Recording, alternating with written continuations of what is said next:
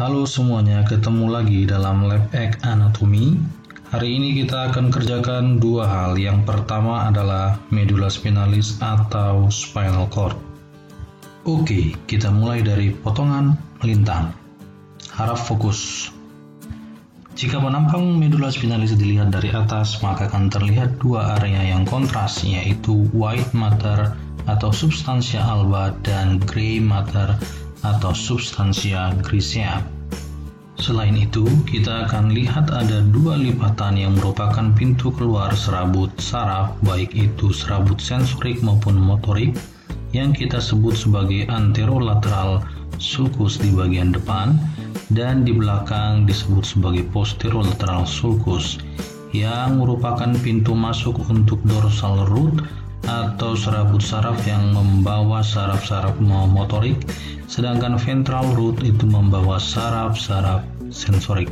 Substantia grisea penampaknya memiliki bentuk seekor kupu-kupu dan secara khas dibagi menjadi tanduk depan atau cornu anterior, tanduk belakang disebut juga cornu posterior, dan tanduk samping atau cornu lateral yang hanya terdapat pada segmen medulla spinalis torakal dan sakral. Semua tanduk atau kornu diciptakan berpasangan sehingga medulla spinalis, seperti bagian susunan saraf pusat lainnya, juga simetris di kedua sisi. Substantia grisea mengandung neuron, dan dengan menggunakan aspek 3 dimensi, kita akan menemukan terdapat kolom atau tiang baik di depan, belakang, dan menengah yang nantinya akan disebut sebagai kolumna anterior, posterior, dan lateralis. Di pusat substantia grisea ditemukan sebuah bagian likor dalam atau berisi cairan, yaitu kanal sentral atau kanalis centralis yang terkadang segmental mengalami obliterasi.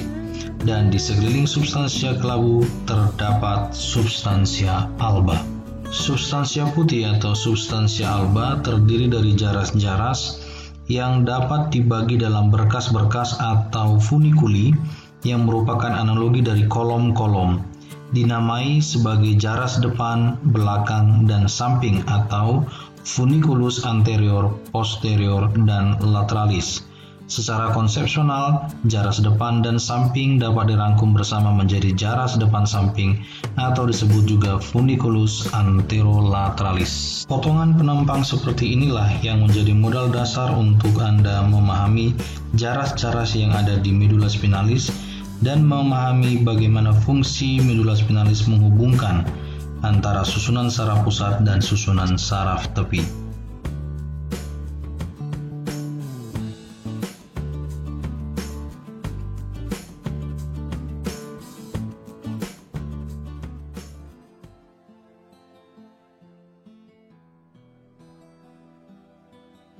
The spinal cord is well protected within the spinal canal inside the spine.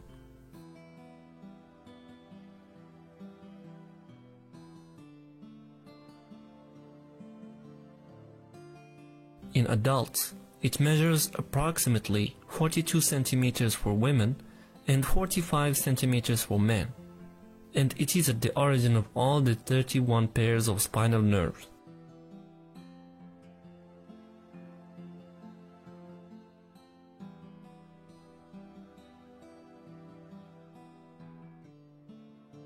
The spinal cord, like the brain, is surrounded by the meninges membranes, the pia mater, the arachnoid matter, and the dura mater.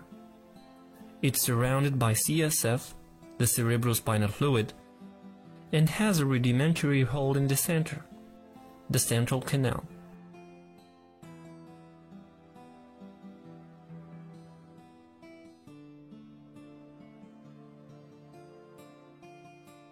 Because of the intrauterine faster growth of the spine, the nerve roots of the spinal nerves are offset relative to the intervertebral foramina they emerge from. That is why the spinal cord ends at the level of the second lumbar vertebra, although it gives nerves up to the fifth sacral vertebra and even the first coccyx vertebra.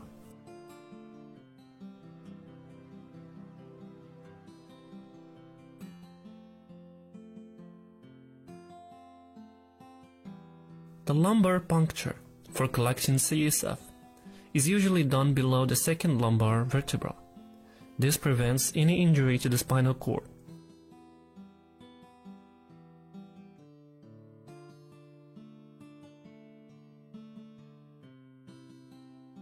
The spinal cord follows the path of the spine and draws two curvature: a cervical with a posterior concavity, lordosis, and a dorsolumbar with anterior concavity, kyphosis.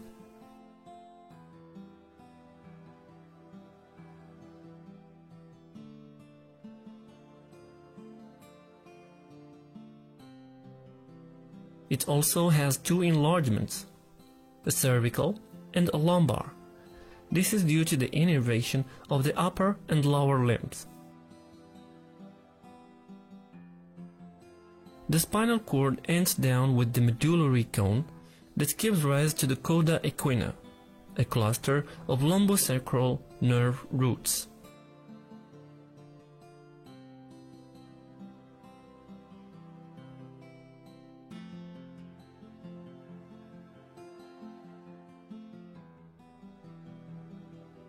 On a cross-section, the spinal cord has a central region, the gray matter, which contains the neuron cell bodies, and the peripheral part, the white matter, that consists of the axonal extensions and their myelin sheath.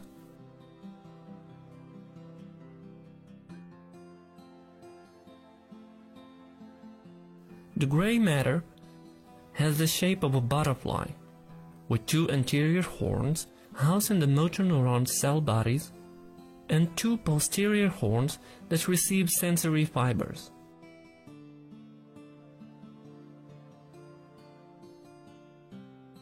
At the thoracolumbar level, there are also lateral horns.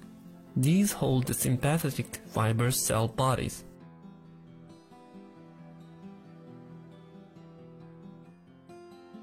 The white matter is organized into three pairs of funiculi: ventral, dorsal, and lateral.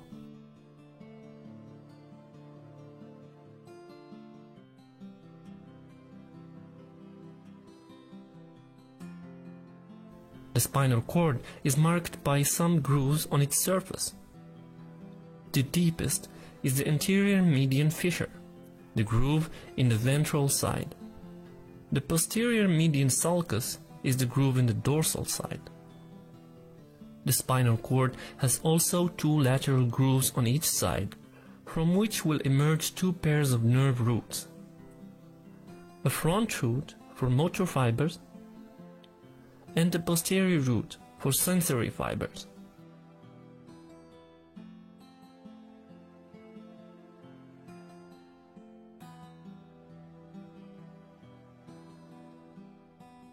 These two nerve roots unite to form a spinal nerve on each side.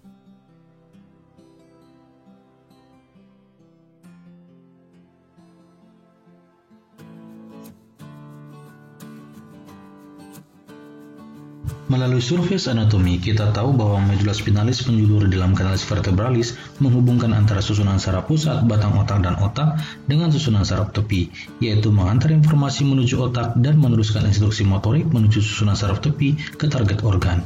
Dan selain segmental, medula spinalis juga bekerja parsial kiri dan kanan tubuh. Kedua adalah susunan saraf tepi atau peripheral nervous system. Di sini kita akan bicarakan pembagian dari peripheral nervous system dan juga komunikasi antara motor nerves dan sensory nerves yang merupakan bagian dari PNS pada mekanisme refleks. Peripheral nervous system terdiri dari 31 pasang spinal nerves, 12 pasang cranial nerves, dan semua ini terpisah dari otak dan spinal cord. Peripheral nervous system tersusun dari dua jenis neuron, yaitu sensori atau afferent dan motorik atau efferent. Nah, sensori ini bersifat sensori, tentu ya, menerima impuls, kemudian impuls itu akan ditransmisikan menuju susunan saraf pusat melalui spinal cord atau otak, kemudian nanti otak menginterpretasikan, kemudian mengeksekusi, memberikan informasi yang akan diteruskan melalui motor neuron ini menuju efektornya, ya bisa di kulit ataupun di otot, dan kadang-kadang bisa juga membentuk refleks. Nah, jadi 43 segmen dari peripheral nervous system ini bisa bersifat sensorik, motorik, ataupun keduanya. Mekanisme refleks akan melibatkan sensory detection, kemudian interpretasinya, dan kemudian keluar menuju motor nerves. Nah, impuls pertama kali masuk melalui tentu sensori neuron dan dikumpulkan di ganglia, yang kemudian di dalam spinal cord dia tidak diteruskan menuju otak, tetapi ditransmisikan melalui interneuron menuju motor neuron. Dan setelah masuk ke motor neuron, ya tentu langsung disampaikan kepada efektornya. Peripheral nervous system juga terbagi menjadi dua divisi, yaitu voluntary yang sering disebut sebagai somatic nerves dan involuntary yang sering disebut sebagai automatic atau autonomic nerves.